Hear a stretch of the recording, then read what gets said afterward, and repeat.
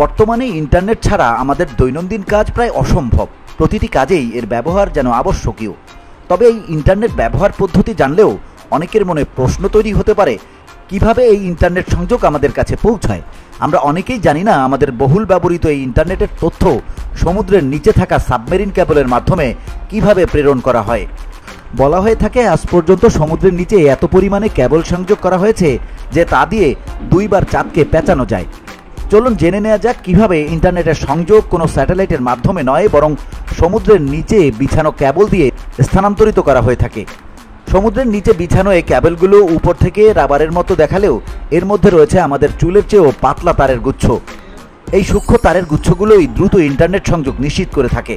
ভারতের tata communications company এই submarine cable বিছানোর কাজ করে থাকে। সমুদ্রের নিচে থাকা এই কেবলগুলোর ক্ষতির একমাত্র কারণ হলো সমুদ্রের নিচে থাকা হাঙর, কেননা এরা এই তারগুলো অনেক সময় কামড়ে খেয়ে ফেলে। এর ফলে এই কেবলগুলো মেরামত করতে প্রচুর খরচ হয়। এই কেবলগুলো বিছানোর কাজ বেশ জটিল প্রক্রিয়ার একটি। প্রথমে জাহাজে বড় বড় রোলারের মতো করে তারগুলোকে প্রস্তুত করে নেওয়া হয়। এরপর ক্রেনের সাহায্যে এসব কেবলগুলোকে সমুদ্রের নিচে নামানো হয়। জাহাজ যখন সামনে এগুতে থাকে তখন ক্রেন থেকে ধীরে ধীরে তারগুলোকে পানিতে ছাড়া হয়।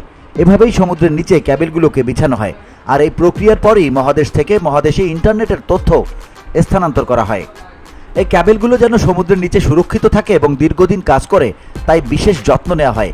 কেবলগুলোর উপরে শক্ত আবরণ দেওয়া থাকে যাতে সমুদ্রের নিচে থাকা হাঙর কিংবা অন্যান্য প্রাণীর আক্রমণ থেকে বাঁচাতে পারে। কেবলগুলো কোনোভাবে ক্ষতিগ্রস্ত হলে বিশেষ জাহাজ এবং প্রযুক্তির মাধ্যমে তাৎক্ষণিকভাবে সেগুলো মেরামত করা হয়। এই প্রক্রিয়াটি মূলত বেশ ব্যয়বহুল এবং সময় সাপেক্ষ, কিন্তু তারপরও এসবের ফলেই আমরা অত্যন্ত সহজ এবং দ্রুত গতিতে ইন্টারনেট সেবা পেয়ে থাকি।